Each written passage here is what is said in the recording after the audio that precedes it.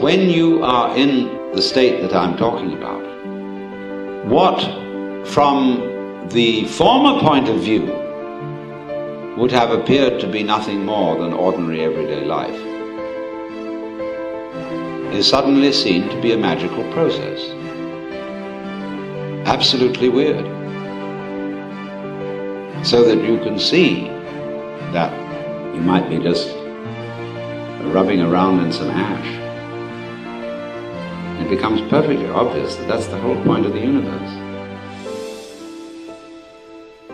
Incredible.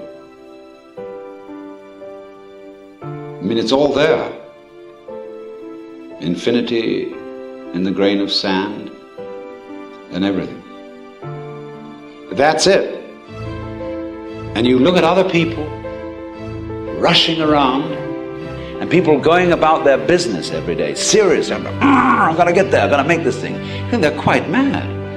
You feel sorry for them. You don't feel angry at them. But they're quite mad.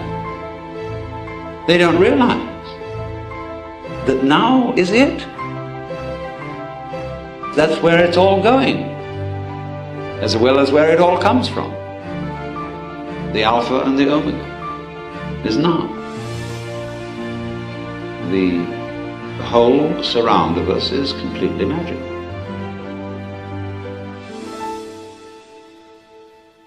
Now, of course, we become aware that imaginative people are conscious of this. Imaginative people show their consciousness of it by the way they act, by their taste in whatever they surround themselves with. You begin to notice that there are some certain people with whom you either have great accord or great fear, because they're not ordinary, because they have an atmosphere of magic. They have imagination, and they're not hiding under an attempt to conform to the ideal of being ordinary. And the artistic people are here. There are also people you can call relaxed people. Relaxed society is a very wonderful class of people. They're not on edge. You know, there are some people who are edgy all the time, and you feel that your very presence around their place is a mess. But relaxed people have what in Arabic is called barakah. It means divine grace, but it also means the quality of an old frying pan that has had long years of use and is just perfect. That's barakah. And there are people like that too, you see. And all these are the great spontaneous virtues that cannot be contrived, because this thing can only come in the process of growth. So you say, well, do I have to wait? But the whole thing is in the waiting. I don't mean the virtue of patience. I mean waiting when there is nothing to do but wait. And when you see there is nothing to do but wait, then it happens. But it won't be hurried. Because the minute you're trying to hurry it, that introduces the one thing that stops it. The miracle, the magic thing is happening all the time. But you can't see it when you're trying to get it. And you can still less see it when you're trying to get it fast.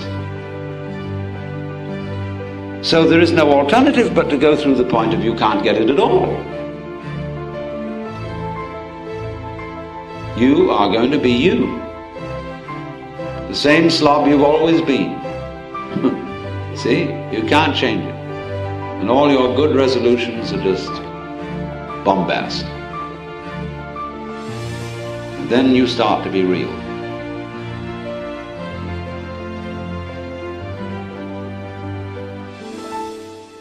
So just as in traveling or in ordinary relations with your friends every day, these gorgeous things happen of themselves. Those are the true pleasures. So at the level of mystical experience, the most astounding insights, where you can go into the deep, most trivial, everyday affairs, as containing the entire secret of the universe. Any point becomes the takeoff point, because there's a principle in operation which the Japanese call jiji muge. Everything event implies all the others.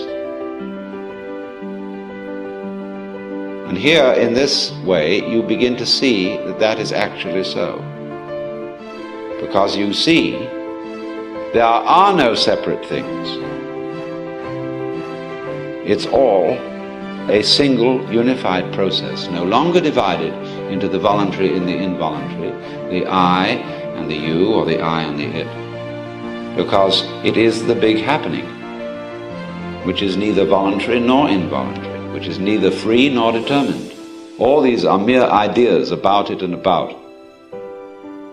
You've abandoned all that. You've abandoned philosophy totally, because you see it's just a net designed for catching water. And when all that's gone, and that whole attempt to clutch life, to capture the pleasure, has disintegrated, there it is. And you needn't feel anxious about, will it stay? It's a gorgeous thing to feel you no longer got to worry whether it will stick around. Because you know that if you do worry, you'll shoo it away. So it's a tremendous relief, you see, not to have to bother with, will it stick around? Will I lose my insight? Will my Satori take wing and go off with the bats? You just forget it. Because the more you let go of it, the more it stays. And you don't even have to worry about, will you be sure to let go of it? Because that too is a hang-up. And you can begin, you see, from your very weakness. That's your strength. It's not your big ego and your big will that is the strong thing here. It's your slobbiness, it's your weakness, it's your foolish side that is your strong suit here. See? Yokodaishi puts it in this way. You cannot take hold of it. You cannot get rid of it. In not being able to get it, you get it. When you are silent, it speaks. When you speak, it is silent.